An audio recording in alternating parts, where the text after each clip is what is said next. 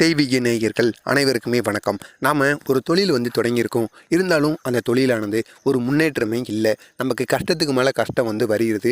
எவ்வளவு தான் செலவு பண்ணி தொழிலை வச்சாலும் நஷ்டம் மட்டுமே நமக்கு கிடைத்து கொண்டே இருக்கிறது அப்படின்னு கூறுபவங்களுக்கும், அது மட்டும் இல்லாமல் நம்முடைய வீட்டில் தேவையில்லாத சண்டை சச்சரவு ஏற்பட்டு கொண்டே இருக்கின்றது.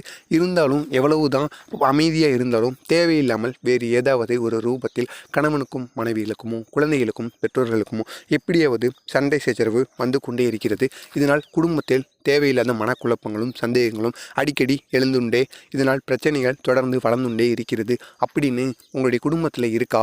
நம்ம தொழில் ரீதியான பிரச்சனைகளை சந்திப்பதற்கும், நமக்கு இருக்கின்ற பிரச்சனைகளை தீர்ப்பதற்கும், நம்மளோட வீட்டு நிலைவாசல்லையும் நீங்கள் தொழில் பண்ணிட்டு வந்தீங்கன்னா உங்களுடைய தொழில் பண்ணுற கடை இருக்குல்லவா, அந்த கடையோட நிலைவாசலுக்கு நிலைவாசலுக்கு உள்புறம் நம்ம இந்த ஒரே ஒரு மூட்டையை மட்டும் நம்ம கட்டி வச்சோம்னா, இதனால் நமக்கு இருக்கின்ற பிரச்சனைகள் முழுவதுமாக தீர்வதற்கு அதிகப்படியான வாய்ப்புகளானது இருக்கின்றது. எனவே தவறாமல் நீங்களும் இந்த ஒரே ஒரு பொருளை மட்டும் கட்டி பாருங்கள். இதனால் இங்கே பெரிய அளவில் உங்களுக்கு நன்மைகளானது நடக்க அதிகப்படியான வாய்ப்புகளானது இருக்கின்றது. இது மட்டுமல்லாமல் நீங்கள் கட்டும் பொழுது அந்த ஒரு நாளானது திங்கட்கிழமையாக இருந்தால் மிகவும் நல்லது.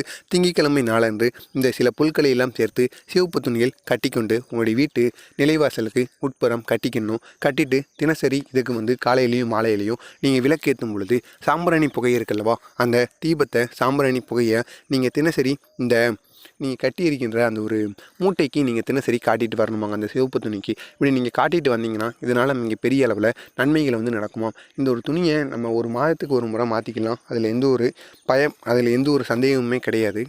எனவே நீங்களும் தவறாமல் இந்த ஒரே ஒரு சிவப்பு துணியை மட்டும் உங்களுடைய வீட்லேயும் நீங்கள் கட்டுங்க. இந்த சிவப்பு துணியில் நம்ம எந்தெந்த பொருட்களை வைக்க போகிறோம் அப்படின்னு பார்த்தோம் அப்படின்னா, மஞ்சள் பூசிய தேங்காயை எடுத்துக்கொண்டுங்க.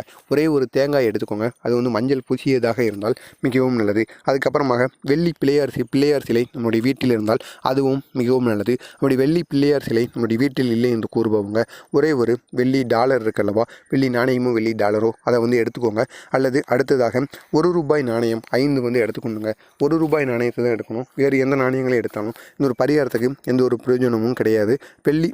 வெள்ளி டாலர் 1 எடுத்துக்கோங்க. ₹1 நாணயம் 5 எடுத்துக்கொள்ள வேண்டும். அதுக்கப்புறமா மஞ்சளையும் அரிசியும் கலந்துருக்கணுங்க. பச்சரிசி இருக்குல்லவா, பச்சரிசியும் மஞ்சளையும் நம்ம கலந்து அதிலிருந்து ஒரே ஒரு கைப்பிடி அளவு எடுத்துக்கணும். அதுக்கப்புறம் குங்குமப்பூ சிறிதளவு சேர்த்து அதை நம்ம பூஜையில் மொத்தமாக வச்சு, அதுக்கப்புறமா அதை நம்மளுடைய சிவப்பு துணியில் கட்டிட்டு அதை நம்ம வீட்லேயோ இல்லைன்னா நம்ம வேலை பார்க்குற அந்த நிறுவனத்திலேயோ நம்ம அந்த நிலைவாசலில் நம்ம கட்டி வைக்கணுமா. அப்படி நம்ம பண்ணிட்டு வந்தோம்னா இதனால் மிகப்பெரிய அளவில் நம்மளுடைய தொழில் ஓகோன்னு போகும். தொழில் ரீதியாக நமக்கு வர இருக்கின்ற பணங்கள் அனைத்துமே நம்மளை சேருமாம். எனவே தவறாமல் இதை மட்டும் உங்களுடைய வீட்டு நிலைவாசலுக்கு உட்புறம் கட்டி பாருங்கள். இருக்கின்ற பிரச்சனைகள் கஷ்டங்கள் அனைத்துமே தீர்வதற்கு அதிகப்படியான வாய்ப்புகள் இருக்குது. மறக்காமல் நீங்களும் இதை பண்ணுங்கள். உங்களுக்கு தெரிந்த நண்பர்கள் உறவினர்கள் அனைவரையும் இதை செய்து வர சொல்லுங்கள்.